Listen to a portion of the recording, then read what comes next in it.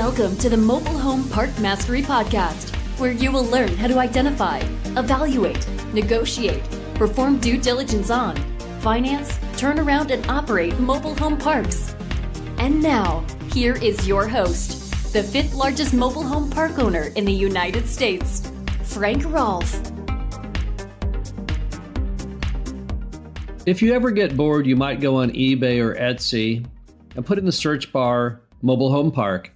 You'll be amazed at a lot of the historical nostalgic items that are available. Postcards, books, pamphlets.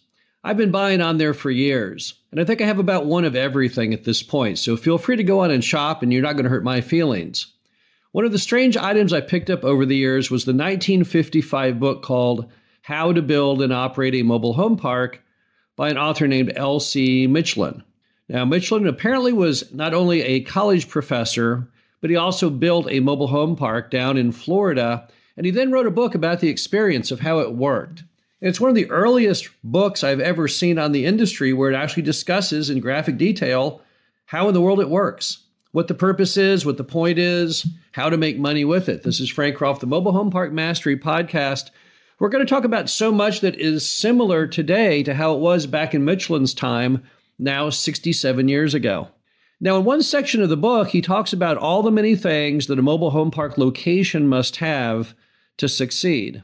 So here is his list. Number one, proximity to a good shopping center. That is his number one item. Well, we find that true today. Now, much has changed in America. A lot of people do shop online. But we have always found that the parks that have the greatest success are ones that are near such items as a Walmart, because the very fact that big retail exists in the market where your park is a good foretelling clue that that is a market that has a really strong future. As we all know, Walmart does probably the best due diligence in America. When they select their locations, they rarely pick a loser. Normally, the city kind of grows around where the Walmart is, not because Walmart is there, but because they're that good at predicting future growth. So I would totally agree with Michelon, yes. Proximity to a good shopping center is still an important clue, but probably these days just the existence of Walmart and Home Depot and those type of big box retailers. Number two, availability of city water and sewer lines. Yes, once again, we definitely do prefer mobile home parks that have municipal water and sewer. We do buy, and you can buy, parks that have private utilities if you've thoroughly vetted them in due diligence, and that still works out fine. But I think we would all agree that most park owners would prefer city water and city sewer. Frontage on hard surfaced roads or arterial highways. Yes, absolutely. I think in today's world, if you're not fronting on a paved road, where in the world are you? It's one thing to have a park on gravel road, a whole other thing to have a park that is accessed from a city street made of gravel. So I would definitely agree with his third concept. Fourth one, nearness to resort areas or recreational facilities. Not really that important today. When Michelon built his mobile home park down in Florida, bear in mind that in 1955, mobile home parks and RV parks were one and the same. So this has a little bit of the RV flavor on it. I don't think it's that important that you buy a mobile home park near a resort area or recreational facility, but of course it doesn't hurt. Next up to bat, availability of hospitals, movies, television, and so on. Yes, I think that is true. I think that people who live in mobile home parks, they want the same access to fun as everybody else. So the fact that you are near an environment that has such items as restaurants and movie theaters, definitely it would be a very important factor. Now, of course, television today is served by cable or by the internet. You don't have to be within a certain radius of a transmission tower like you did back in 1955. But I think the spirit is correct. People like to be around stuff. Next, possibility of drawing on the permanent residents of a metropolitan city. Bingo. Totally agree. Most every park buyer today wants to be in a metropolitan area. Most lenders, most buyers, most appraisers want that metropolitan area to be roughly about 100,000 or greater in population. But yes, he was as correct back then as it would be today. Next, strategic location in terms of transient traffic from all directions. However, be careful do you not locate near heavy industry or railroad tracks where noise or objectionable odors prevail. Once again, very, very accurate here. Not necessarily on the location being close to lots of transient traffic, that's a fallback to the RV industry. But you don't want to have your park right next to a neighbor who's a nuisance. You would not want to be next to a factory that emits horrible odors or makes all kinds of crazy noise and commotion. So again, I think he's correct. Next, characteristics of the area, that is whether it is a growth, recession, or stability stage. We have long talked, and I've written many articles about the fact that you definitely want to be in areas that are vibrant and growing and not in areas that are declining. Now, there's not a lot of areas in America that are declining.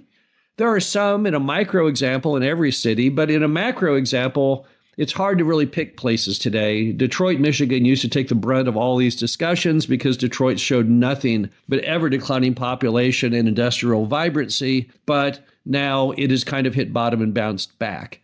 But yes, Michelon is correct. You want to be in areas that have a bright future and not a negative future.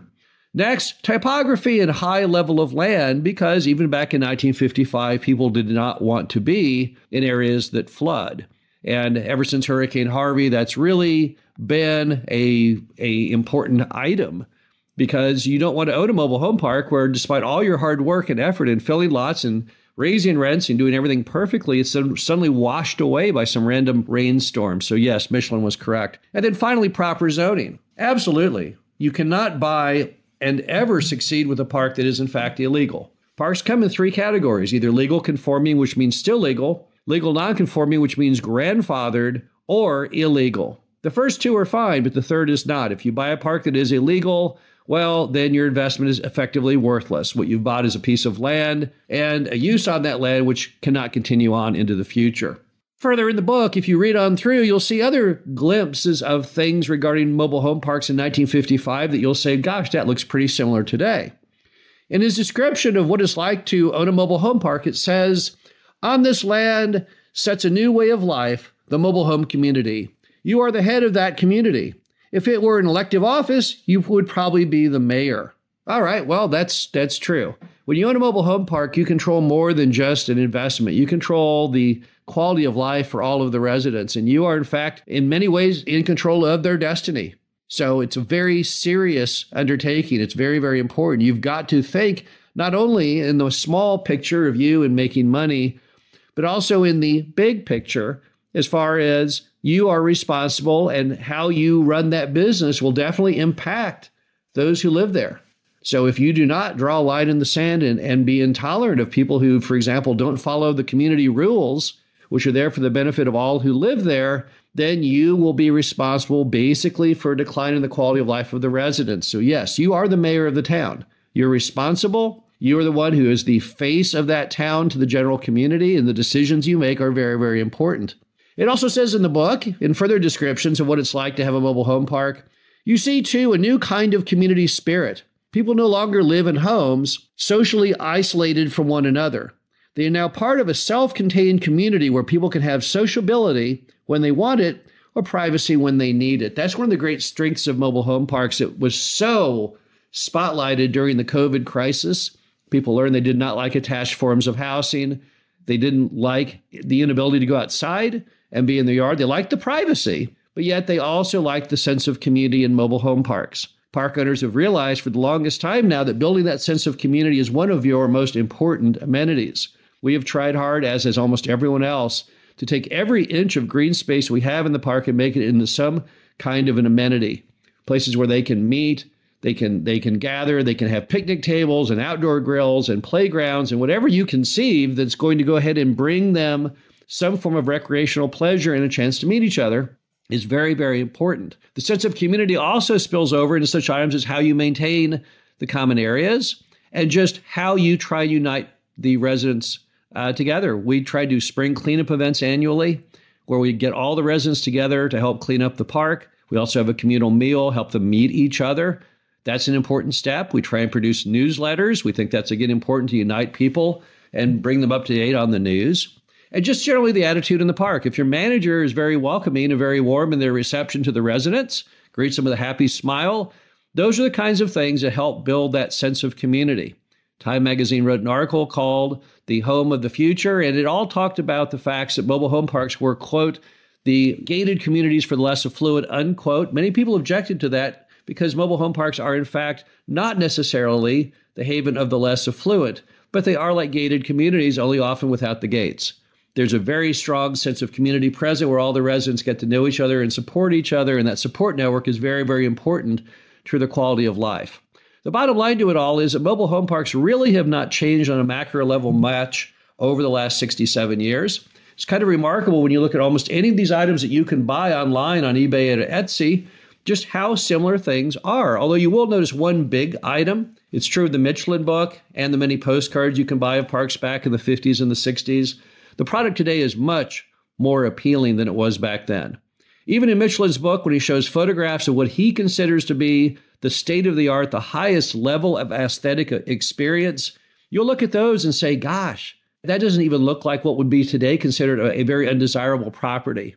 It's simply because the homes have come so far in their outward appearance, and park owners have become so much better at building and maintaining their community appearance. So really, we're an industry that not only are we consistent with 1955, but we've come a long way. We're definitely a better product, a better business today than we were back then. This is Frank Rolfe, the Mobile Home Park Mastery Podcast. Hope you enjoyed this. Talk to you again soon. Thank you for listening to the Mobile Home Park Mastery Podcast.